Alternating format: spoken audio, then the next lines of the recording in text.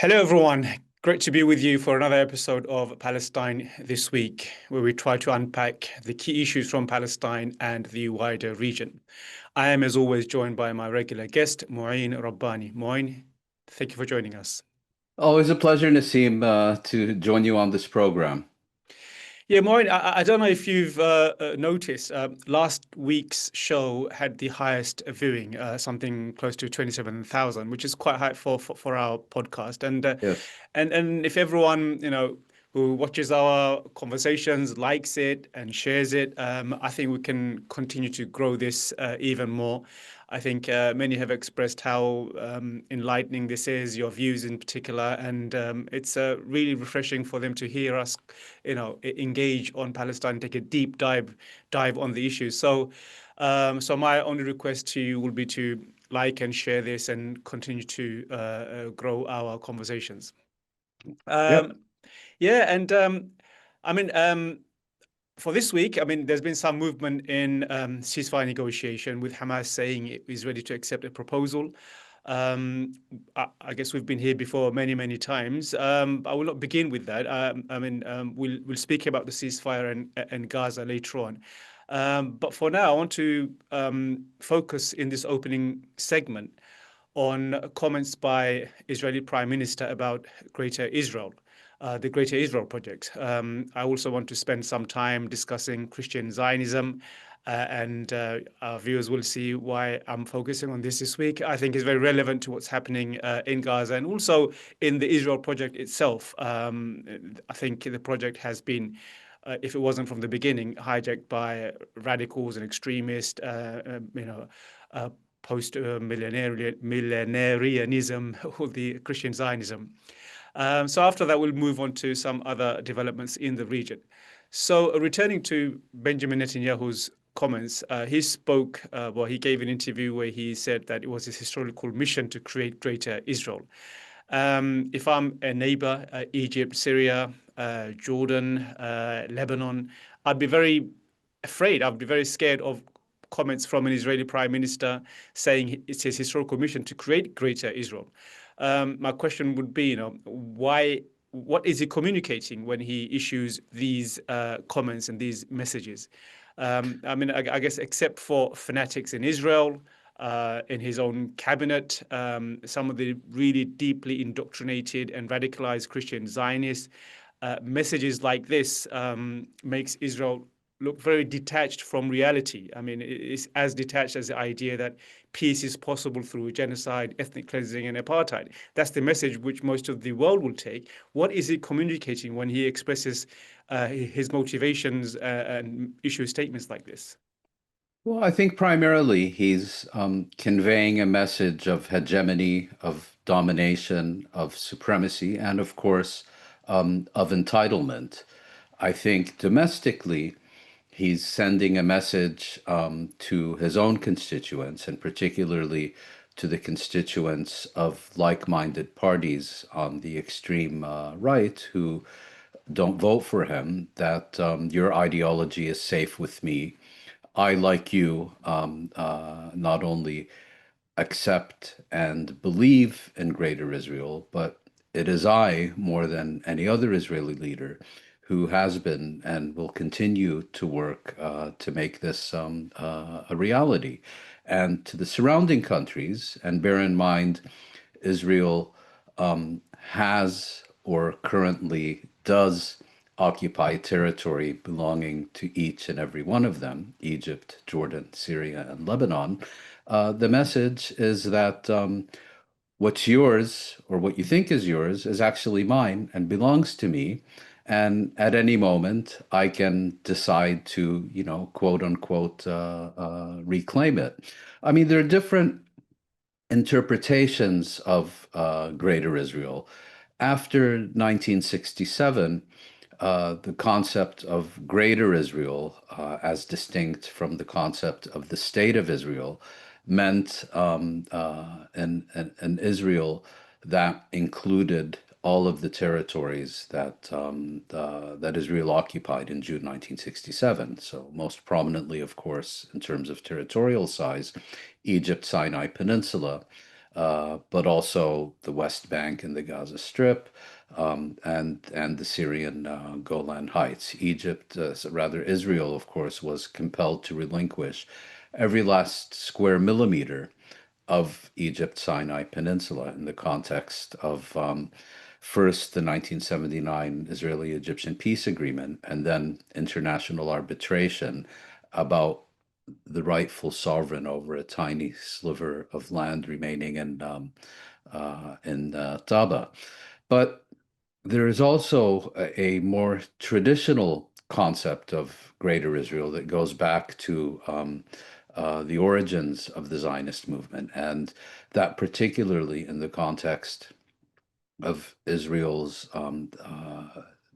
military campaigns of the past 2 years, which has a much broader view. This is one that includes, for example, portions of northern Sinai, the, the Jordan Valley on the eastern bank of the River Jordan, in other words, territory within Jordan, if not more, most of southern Syria, and much of southern Lebanon. And this is the concept of Greater Israel that is gaining increasing traction and currency within Israeli society and Israeli politics, along with the belief that Israel can make any wish a reality through the application of its overwhelming military force against its neighbors. In other words, why do we need to have peace with these people when we can have it all and can ensure that they do not have the capacity to resist us? So, I mean, the problem here, as we've seen throughout the 90s in what was inappropriately named the peace process, is that Israel and most Israelis are firmly convinced that not only are these territories, occupied territories, theirs, but theirs alone and exclusively theirs. You can have an illegitimate claim on someone else's territory without also believing that it belongs to you and you alone, and that anyone else who resides in that territory is an illegitimate squatter. But that is kind of how Zionist ideology operates. And here, again, I think Netanyahu is sending, one message to his domestic audience. Your ideological fanaticism is not only safe with me, but it is I, more than any of these other people who you're voting for, who can transform that into reality. And I think a similarly clear message to the neighbors.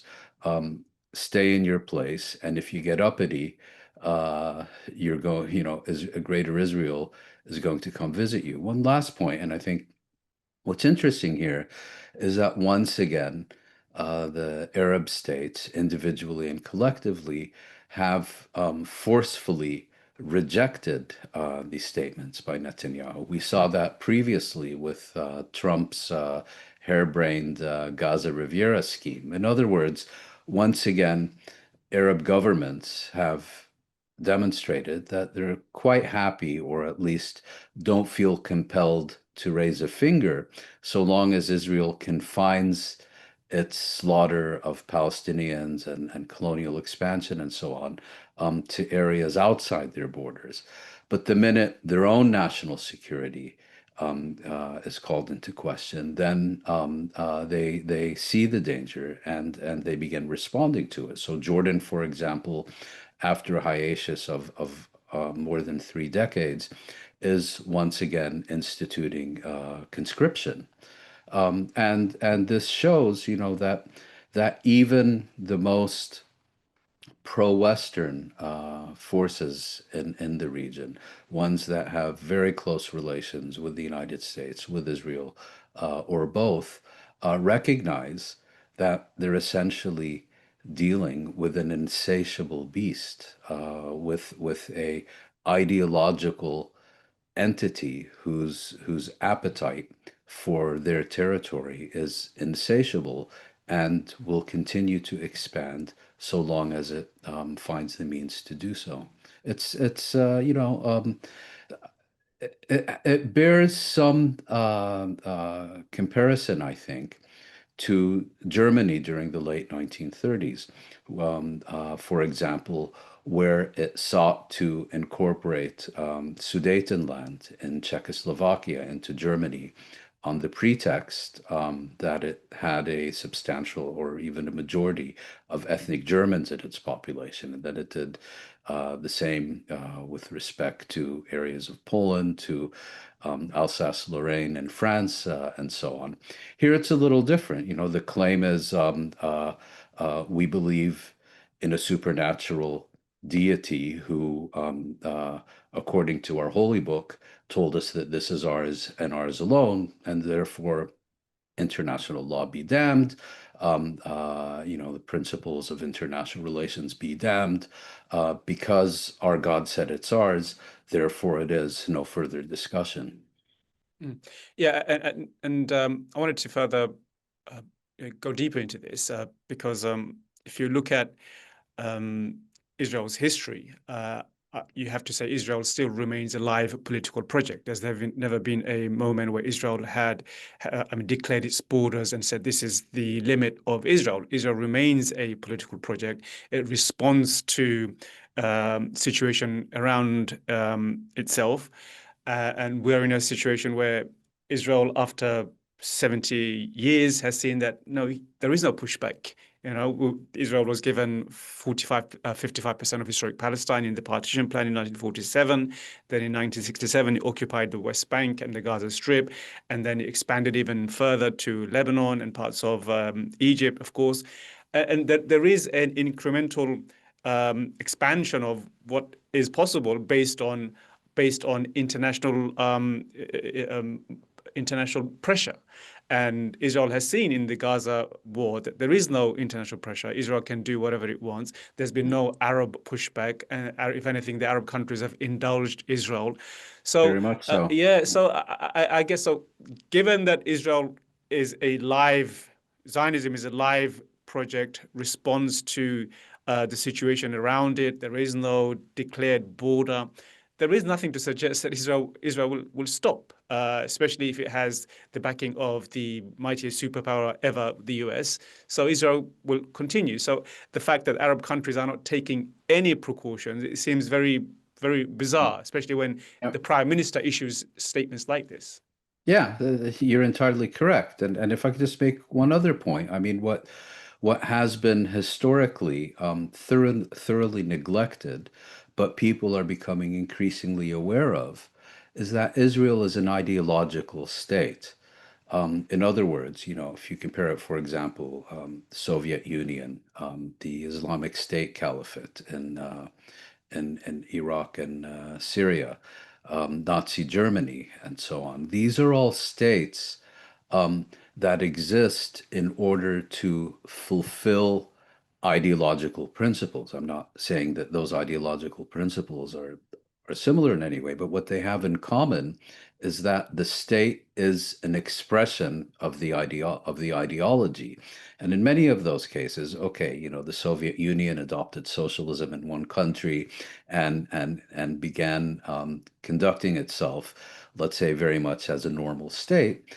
Nazi Germany and the Islamic State, of course, never did, and Israel increasingly is not either. In other words, its policies are driven by its foundational ideological principles, the fulfillment of ideological objectives that have not yet been fulfilled, and so on. It is in that context that you begin to see all this lunacy about, greater Israel and so on. And I think people need to understand, certainly in the 21st century, that Israel is at heart an ideological state. It is a state that exists to fulfill an ideological principle, which is very different than, for example, in the United States. Sure, you have the MAGA movement and all the rest of it, but that is a ruling party that, like any other party, has ideological principles, but is not, the state does not exist in order to fulfill those ideological principles. The state exists independently of that ideology. That's not the case with Israel. Yeah, I mean, I guess if the US, if the mega government says we want to return to American Golden Age, American Golden Age is still within the US in the 1950s. Whereas if Israel says we want to return to our Golden Age, Jewish Golden Age, it That's would when the be. dinosaurs still roam the earth. Yeah, Yeah. but also in terms of land, it would be occupying all its neighbors. That's the Yeah. golden age they would envisage.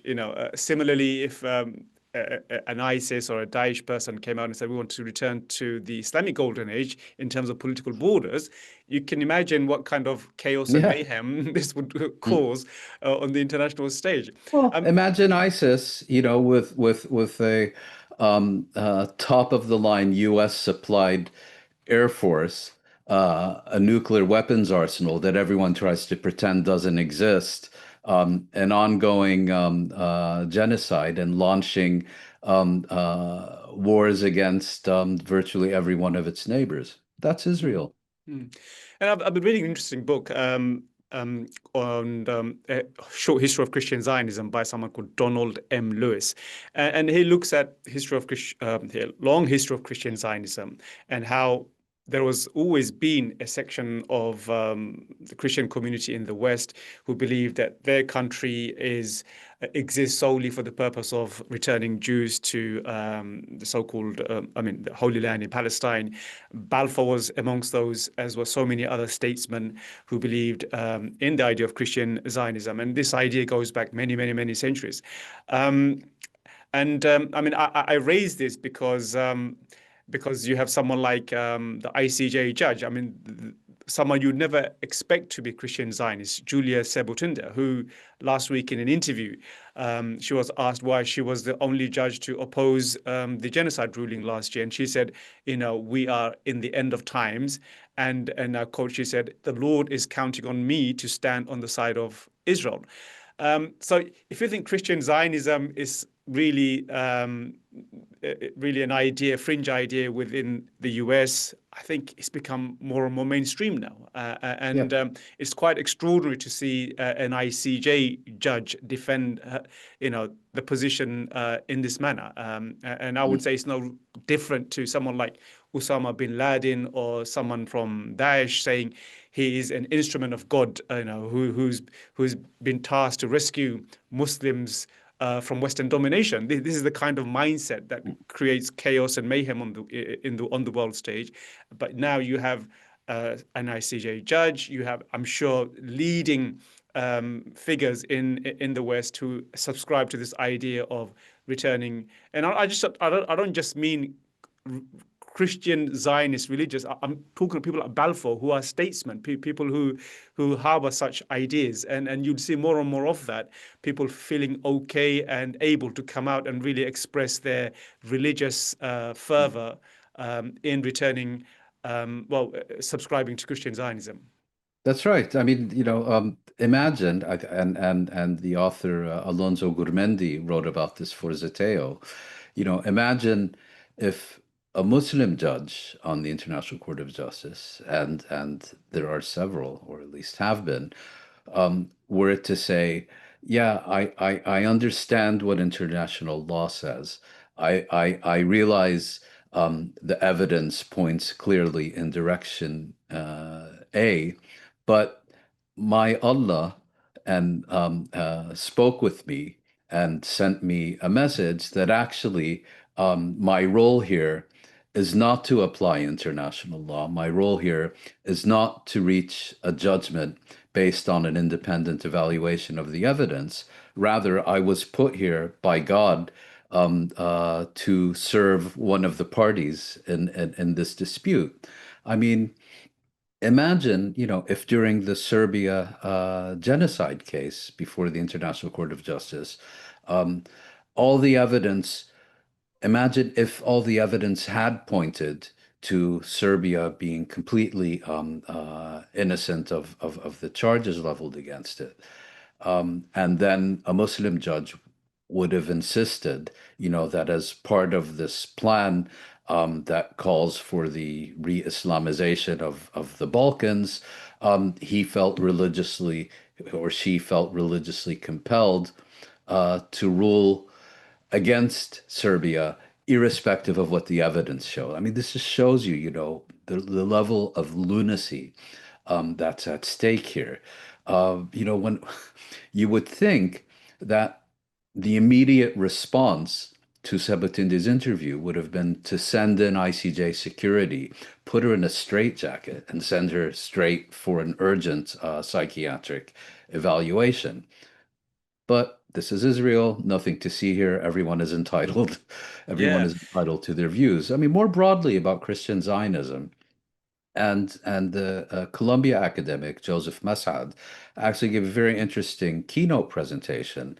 It was in fact last year at a conference organized by Middle East Monitor, um, where he looked at the roots of modern Zionism and traced those roots not to Jewish activists and intellectuals, but that Zionism initially emerged from within Protestantism, and the Jewish organizational impetus for Zionism came later.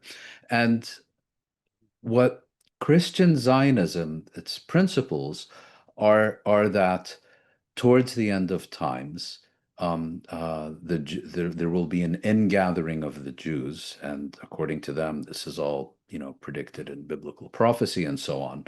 The Jews will return to Zion; they will be gathered once again in the Holy Land. The Messiah will come. Jews will. I'm not a Christian theologian, so I may be a bit off about this, but I think Jews will be given the option to convert to Christianity and be saved and ascend to heaven along with the elect as part of a metaphysical process known as the rapture, and everyone else will basically be burned to death. Um, this is there are people who act, and those are the end times, by the way. Um, Yeah, and sorry, and while researching all this and listening to the book I mentioned earlier, I mean, it's really extraordinary, and revealing just how religious eschatology, the end time schemes about, how things will play out, has been so decisive in the creation of Israel. And it's quite scary, it's quite shocking. Israel is deeply indebted, as I said, to Christian fanatics, Balfour among them. Balfour was a Christian Zionist, as were many within the cabinet at the time. And in its founding, and for the most part, those Zionists are not Christians, are not Jews. They are Christians, as you mentioned, and Massad mentioned in their research. The most Zionists in the world today are not Jewish Zionists, are Christian Zionists, they're and it's their evangelical Christians, yes. and it's their fanatical idea, which has become foreign policy backed by a nuclear weapons, and that's the scary thing. Mm. Yeah, and what's interesting, we've all seen the public opinion polls that show this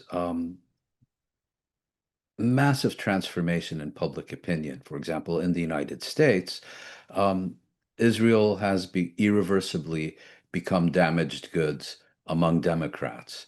It is losing significant support even among older generations and even among Republicans and among younger evangelicals. Questions are also beginning to be raised about Israel.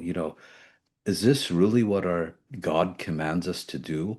To burn children alive, to starve children to death, and then say it's okay because they had pre-existing conditions? Is this really what our religion is about? Is this really what God would want of us? And so these people began to apply a little common sense to their deeply and sincerely held and felt religious principles.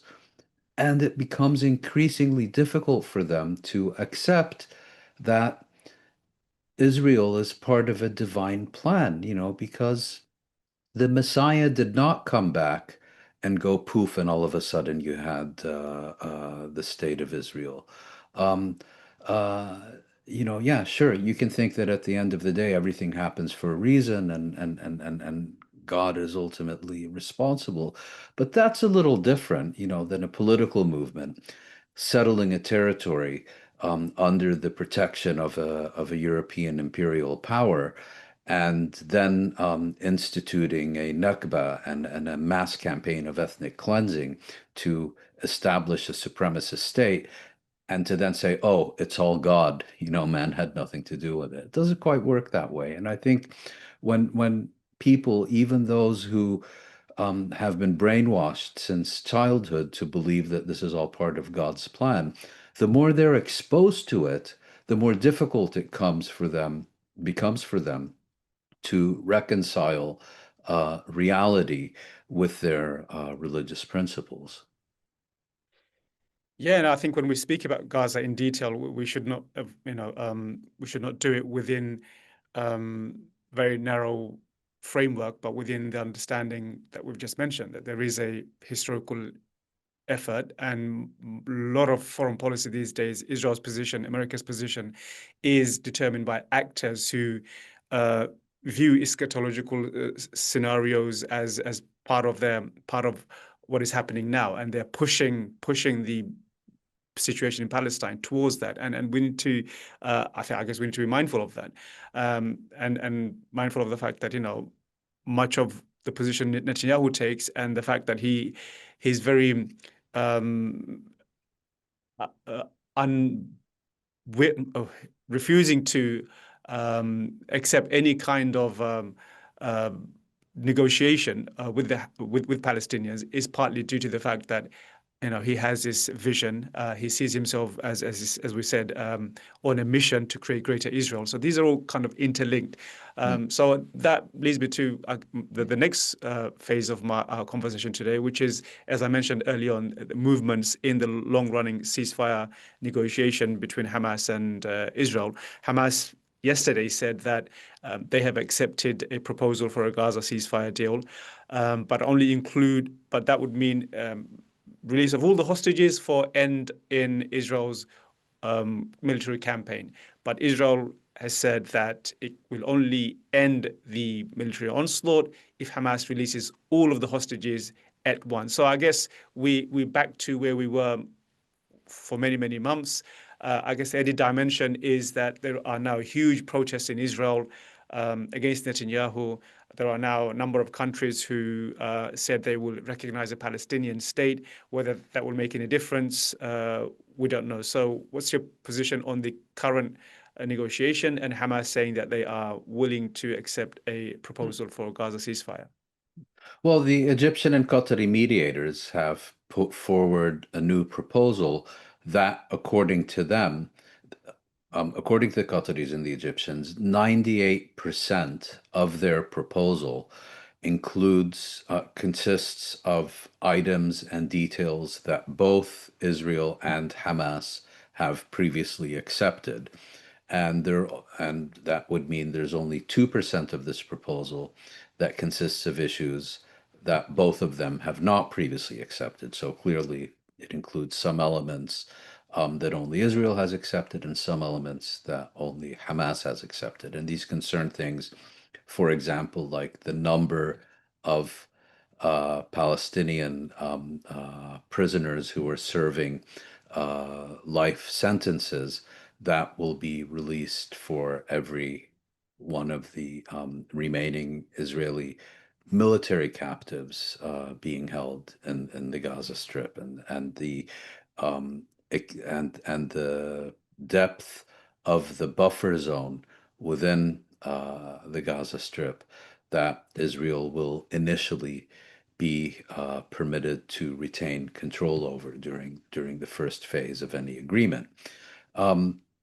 So this proposal was sent to both the Palestinians and the Israelis. The Palestinians yesterday responded with an unconditional acceptance of this agreement, which is interesting because the Hasbara campaign in the past few months has been, if you recognize Palestinian statehood, if you even say that you're discussing a decision to recognize Palestinian statehood. If you criticize Israel in any way, what you're really doing is emboldening Hamas and hardening its negotiating position and ensuring that it won't accept any proposal because it believes that it will get even better conditions if it holds fast. Well, all of a sudden, Hamas unconditionally accepts a proposal put forward by the Egyptian and Qatari mediators that gives it less than it had accepted previously. Um, Netanyahu, I should add, made the same point. There was a general strike called for within Israel, not because of the genocide their state and army and society is committing against the Palestinians in the Gaza Strip, but to insist that Netanyahu accepts this deal so that the 50 or so Israeli military captives that remain in the Gaza Strip can be retrieved through an exchange. Anyway, that's for them. But Netanyahu and other Israeli government ministers denounced this strike and similar demonstrations as directly serving Hamas because it would make Hamas increase its demands in the negotiations. Well, none of the sort happened. So then the backup plan is, oh, well, yeah, but it's only because of our genocide that Hamas is now accepting these things. So, the having it both ways at the same time and always a victim. The story of Israel. Yeah. So now we're Sorry, waiting go on. for so now Yeah. we're waiting for the Israeli response, which the Israeli government has said it would communicate to the Egyptians and the Qataris by Friday. And in his first response, Netanyahu has said that he will only accept an agreement that calls for the immediate release of all Israeli military captives during the first stage of any deal, and that he will not accept any partial deal, and so on. So, quite clearly, moving the goalposts. Finding an excuse to change the terms of the agreement, to sabotage it, and then with the help of the Americans and the Germans and so on, to say, Israel has gone out of its way to reach an agreement and it's all the fault of Hamas. Just one last point here is that at the end of the day, it doesn't really matter what Israel says or thinks because of the Israeli decision about whether to accept this agreement, whether to implement this agreement, will not be made in Israel. It will be made in Washington. And if the US government, acting through its Middle East envoy and de facto Secretary of State, Steve Witkoff, decides that this agreement needs to be implemented, Israel will accept and implement it because it will be left with no other choice. If, by contrast, the Americans give Israel additional leeway to intensify their genocide in order to achieve better conditions, then that will too be the result of an American decision. But if you read the Israeli press and the various comments from Israeli senior intelligence, security, or military leaders, they pretty much all are saying that there is no evidence that one last push will cause Hamas to basically capitulate on issues that it has not capitulated on for the past 2 years. Yeah, and we spoke about the Israeli public earlier, and there's been massive protests in Israel. Something like 400,000 people demonstrated. Do you think that's a big factor? I mean, we should mention that most of the Israeli public strongly support what is happening in Gaza. There was a poll done last month. 79% said they were either not very troubled or not troubled at all by reports of famine and suffering among Gaza's Palestinian population. But there was an article just a few days ago in The Guardian showing that more and more Israelis are now seeing images of the starvation inflicted by Israel on Palestinians, and that probably is a reason why many are realizing the cost of Israel's genocide, and this puts really the fate of Israel in jeopardy, which we'll get to later on. There are other questions I will ask you about on this issue, but is that do you think that has been a factor, the fact that so many people have come out? I really don't know. I believe Israel first began television during the 1970s, if I'm not mistaken. And of course, until, the 1990s, you didn't have internet, and then another decade at least till you had social media and so on. Point I'm trying to make is this isn't the 1960s where if you wanted to know what's happening in the world, all you had was radio stations controlled by your government, or if you could access foreign stations, perhaps in languages that you understood, with the shortwave radio, and then you did that. This isn't the 1982 Israeli invasion of Lebanon, where virtually the only television news you could receive is that from the Israeli state broadcaster. I find it difficult to believe that the average Israeli who has either a computer or a tablet or a mobile phone with an internet connection, is probably active on social media and so on, has never come across any of this information, and is learning about it only now for the first time because Israeli media is beginning to cover it. I've difficulty accepting that. Yes, it's true that Israeli media is now finally beginning to cover something that they have studiously ignored for 2 years. But to say that, therefore, the average Israeli news and information consumer is only now for the first time being exposed to these realities, I frankly find that extremely difficult to believe. I mean, all of us, have our media preferences.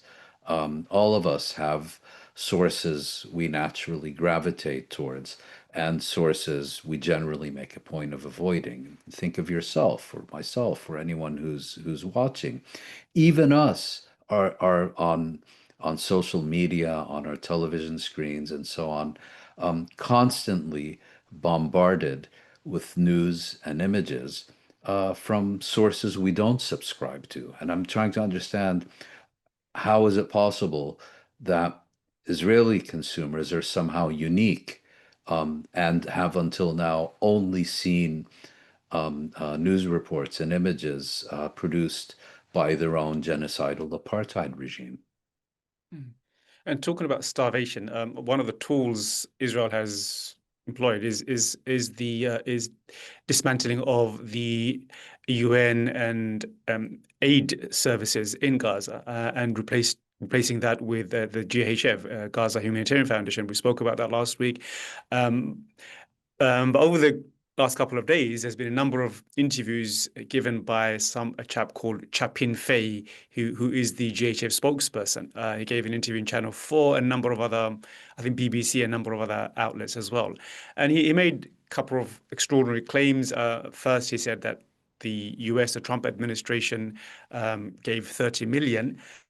A number of Western countries have also given aid, given support to the GHF, but he would not mention who they were. And it sounds to me, it's very, very extraordinary that you'll have a state Western country committing funds to an entity and refusing to declare themselves and say that we are part of this humanitarian effort to feed Palestinians, starving Palestinians in Gaza. So he was very, very, he wasn't forthcoming about who the donors were. He kept on saying these are independent donors, independent funders, independent this, independent that, and they are an independent entity and organization, meaning the UN wasn't. UN was somehow compromised. I mean, the tenor of his question, for me, begs the question, who are these independent organizations?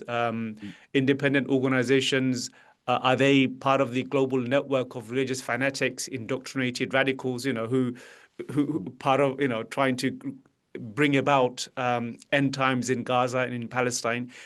Who are they? I mean, if he's not coming out, if he's not forthcoming and naming the entities and organizations, one has to presume these are entities and organizations you cannot name to have any kind of legitimacy, any kind of credibility in the eyes of the world.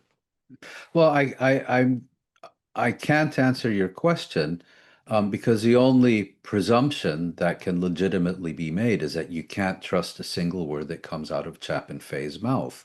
Chapin Fay is the designated PR representative of this murderous death squad that goes by the name of GHF.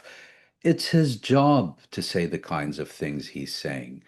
Um, whether they're true or not. And if anything that he says is true, it's not because he said it, but because we have independent verification and corroboration of it. I mean, this guy also claimed that basically Israel has nothing to do with GHF, and that's already been exposed multiple times. You know, Chapin Fay would be fired for cause if he told the truth about GHF.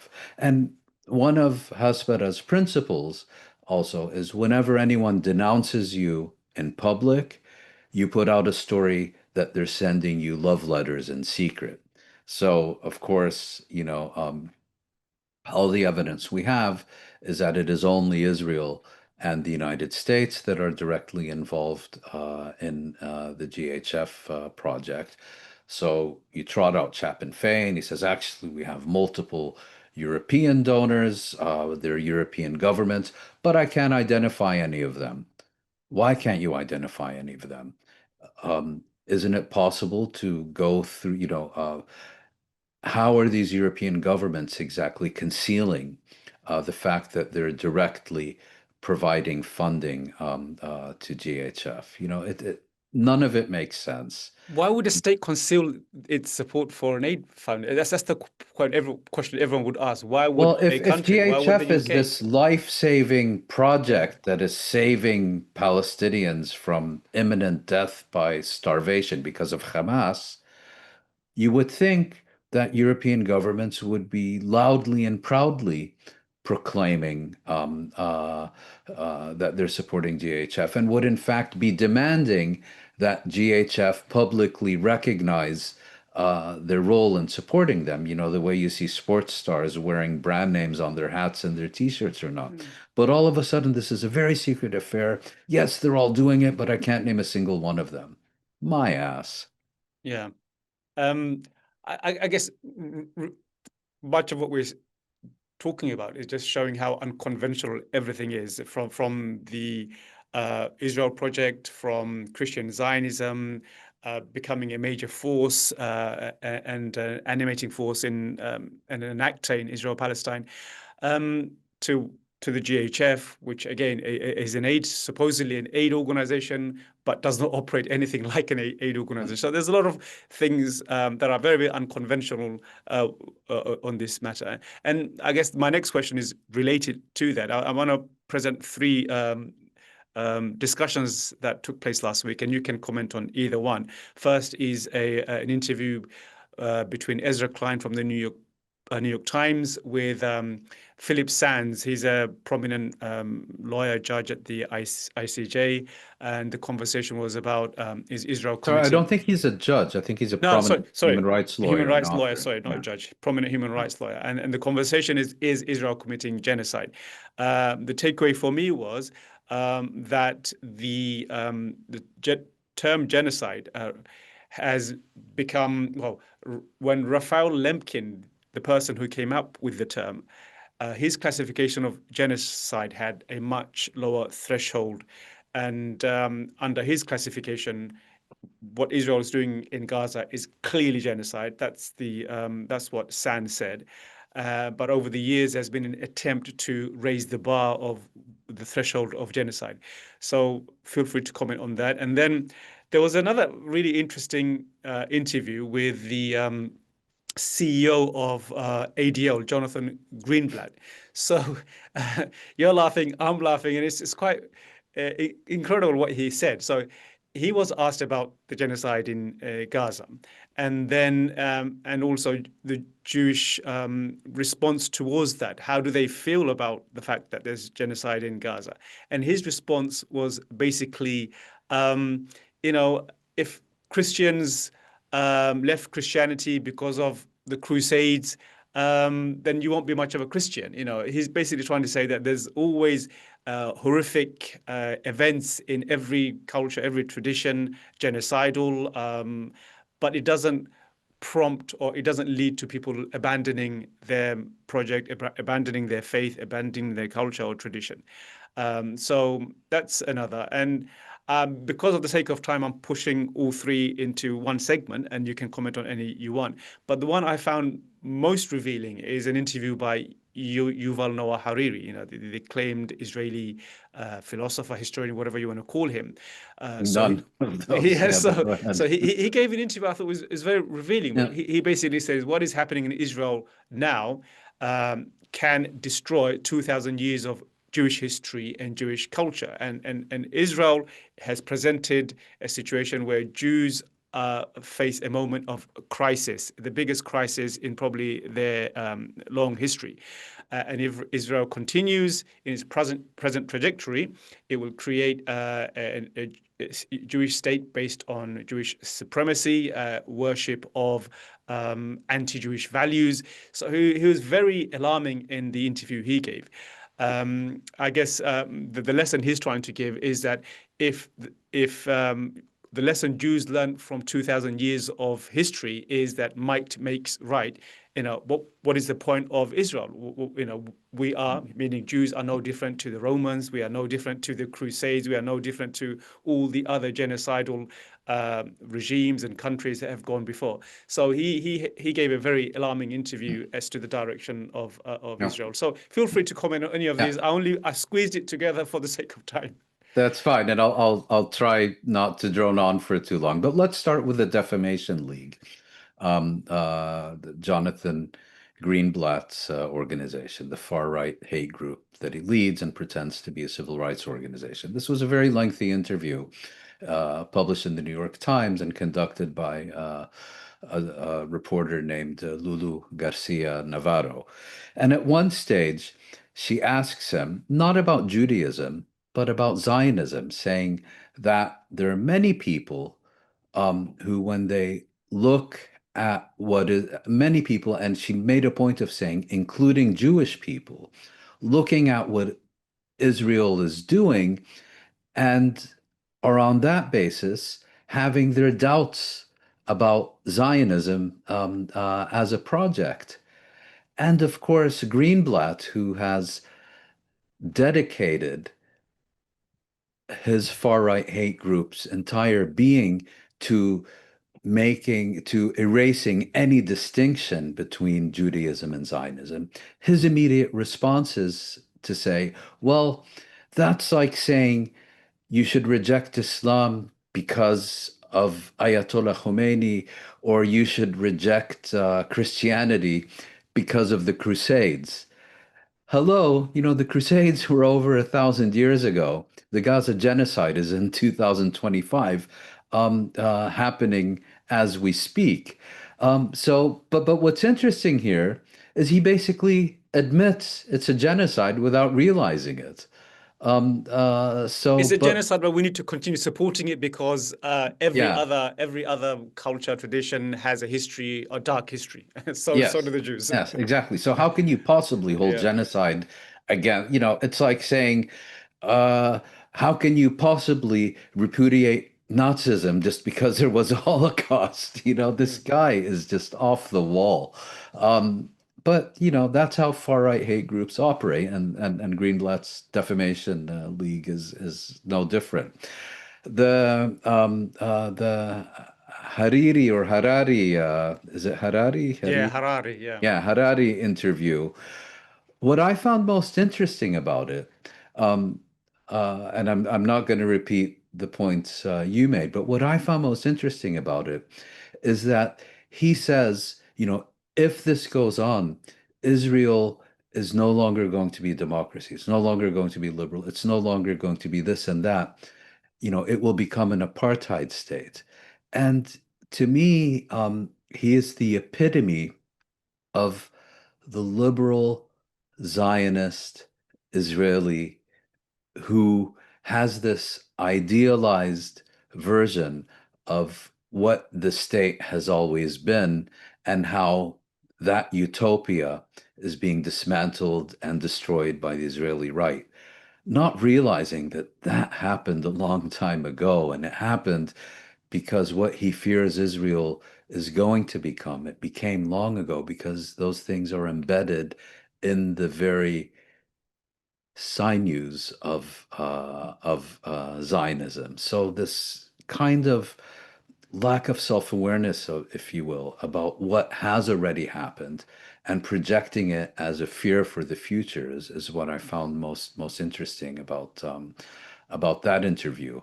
Um, the Sands interview, I think it's well worth reading, and Sands has apparently recently written a book where he contrasts Lemkin, who of course is the progenitor of the term genocide, and as you mentioned, has a has he's the one who lobbied for genocide to be classified as a crime during the Nuremberg trials after the Second World War.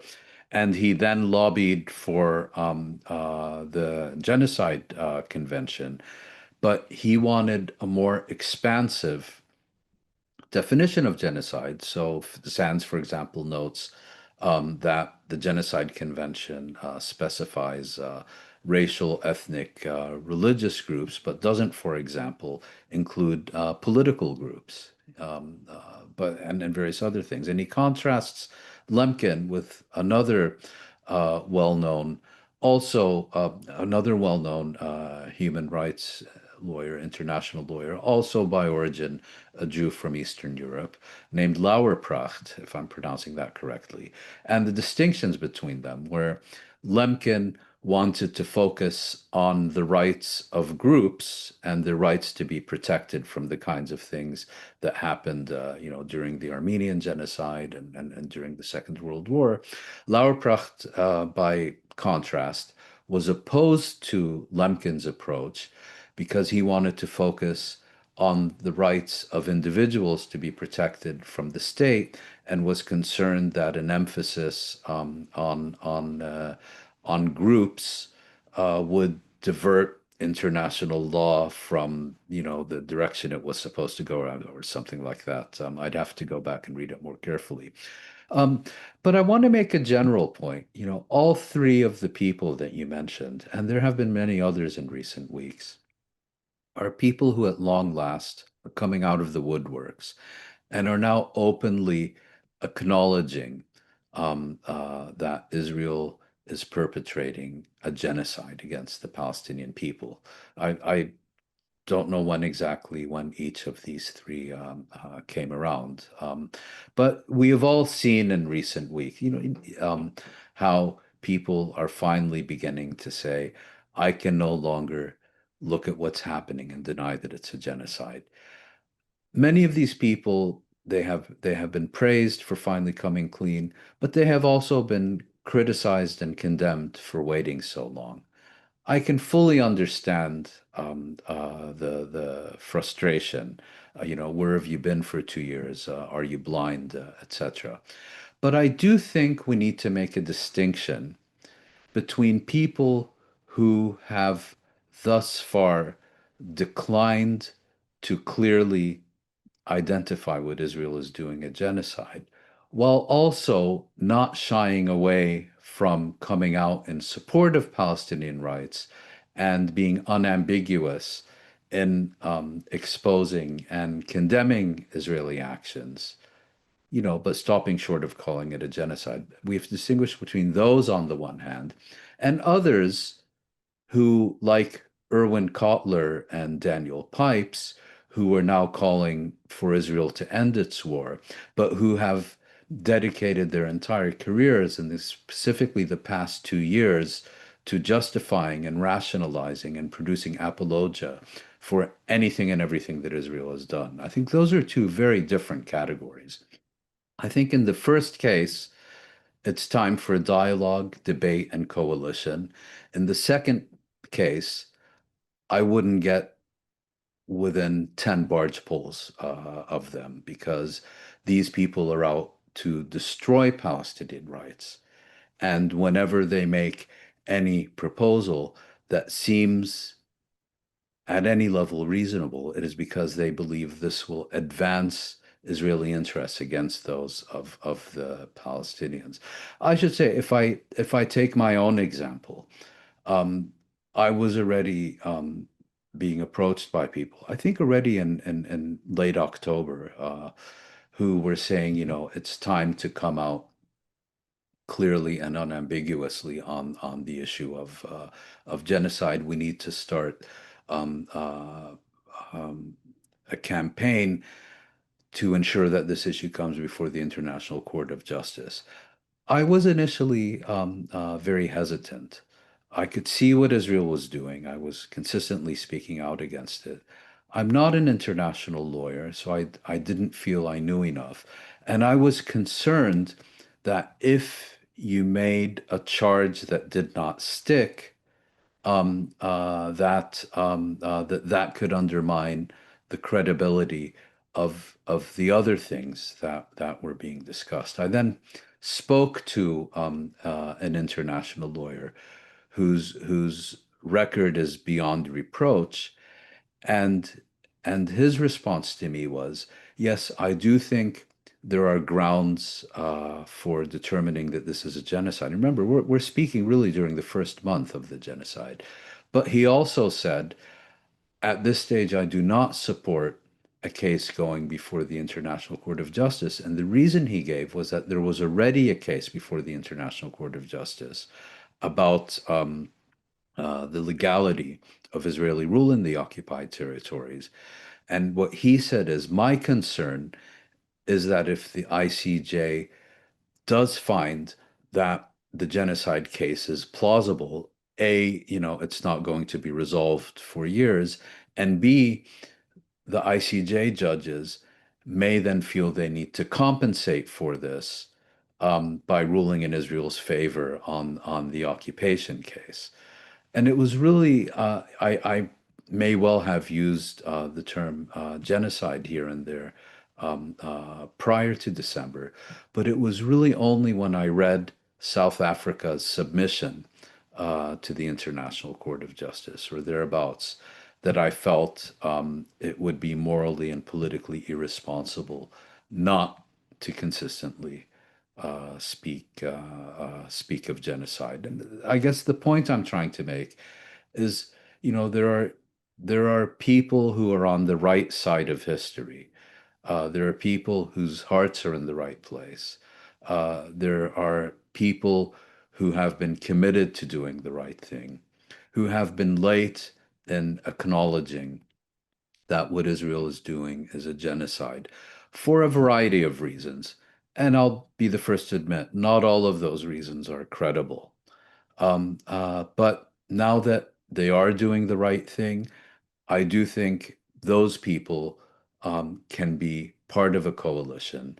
And the discussions and debates about accountability that take place with those people are of a very different nature than people who are now calling upon Israel to end the war because they think it's in Israel's best interest and will help further Israel's agenda against the Palestinian people and their rights. With those people, I'm not interested in any discussion, any debate about anything. They are enemies, not allies. We are coming to the end, Moin, and I had a few questions regarding the West Bank. Israel will announce its decision to build settlements in E1, so that's a really major Yes. topic. But let's leave that till next week, and also a couple of other stories I had in mind with reports that the ICC is sitting on arrest warrants for Ben Gvir and Smotrich. I mean, because I really want to focus the last segment on two regional stories. One is an article written by Trita Parsi, who is an expert on Iran, and he wrote an article for Foreign Policy where he said that another war with Israel and Iran is very likely, if not end of this month, beginning of September. I mean, it's quite precise in my view. I think it's very risky to put dates on when a war will start. But in any case, I mean, his argument is that Israel failed to achieve its objective during the June war, and therefore it will begin to instigate or start a new war with Iran.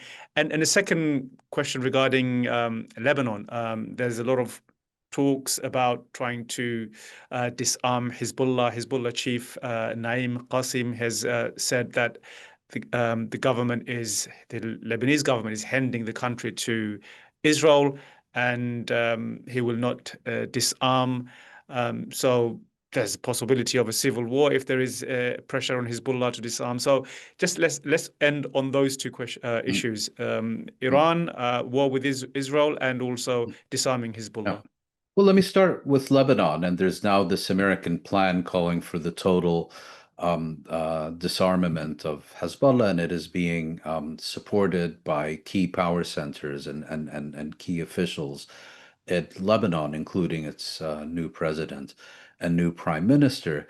You know, this is crazy. Israel failed to achieve its main objective on the battlefield, or at least it achieved a lot on the battlefield, you could argue, but it got nowhere near achieving the disarmament of Hezbollah, and is now demanding that its enemy unilaterally disarm. It's a bit like it's constant, Israel and its flunkies constantly call for Hamas to surrender.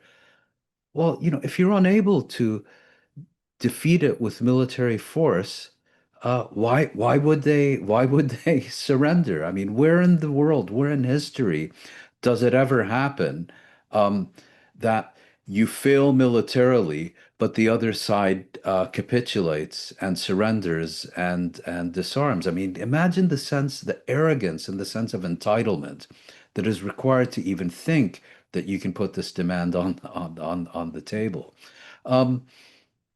And the other issue, of course, with Lebanon is that there's a ceasefire which turned out to be a unilateral ceasefire. In other words, Hezbollah hasn't fired a single shot since the ceasefire went into effect in late 2024, while Israel is conducting daily and often deadly military attacks within Lebanon since the date of the ceasefire, and has proceeded with the systematic destruction, with reducing to rubble an entire zone across the border. And this demand is now being put forward for Hezbollah to disarm, and Hezbollah has said absolutely not. Certainly not so long as Israeli forces remain in Lebanon. And we're not going to do so as part of an American plan. And if this is the way you want to disarm Hezbollah, well, you're going to have to pry our weapons from our cold, dead hands. And it needs to be understood that these demands are often made to foment internal dissent and chaos and strife. In other words, Israel has been unable to do this.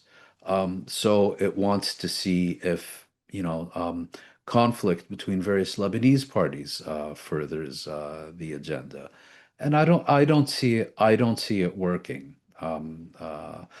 So that's Lebanon. Regarding Iran, what Trita Parsi, and I thought it was a quite compelling argument, he made the case that its achievements during its war against Iran notwithstanding, not only did Israel fail to achieve many of its declared objectives during the war, but that its undeclared objectives, its main undeclared objective, which is to transform Iran into a version of Syria or Lebanon, where Israel can attack it at will to ensure not only that it has no capabilities, but that it is incapable of rebuilding any of its capabilities, that got nowhere near being achieved. And he's therefore convinced that Israel considers Iran unfinished business, that Israel is determined to attack Iran again to further this agenda. And he thinks that after December, the US midterm election cycle commences, and it will become much more difficult for Israel to launch such an attack, and certainly much more difficult to once again recruit the United States into such a campaign against Iran. So that's kind of the background. But he also makes the point that from Iran's perspective, the lesson they learned, both from Israel's war against Lebanon, its attacks on Syria, and then ultimately its war against Iran, is that you cannot show weakness in a confrontation with a bully, and that you have to act decisively to ensure that the bully backs off. And so he is predicting that the main achievement achieved by Iran during the war was that it demonstrated its ability to penetrate the densest anti-missile defenses anywhere on the planet, and that it was able to do so successfully, and that in the event of a new conflict, that Iran will make a point of hitting Israel much more massively than it did in June, in order to ensure that Israel learns its lessons about attacking Iran once and for all. Yeah, let's wait to see. I mean, I just thought, given the way Iran responded in June, that the Israeli society is not ready for another round with Iran, and I think they underestimated, and Iran demonstrated that it can, if it wanted to, target any part of Israel with its ballistic missile. So, yeah, I mean, his reasoning is sound. But the idea that it can happen as early as late June, we'll have to wait and see. But as always, Mouin, it's been a pleasure talking to you. Thank you, Nasim. Very educational, I'm sure, for the viewers, and definitely for me as well. And I hope to see you again next week for another round of Palestine This Week. Bye-bye.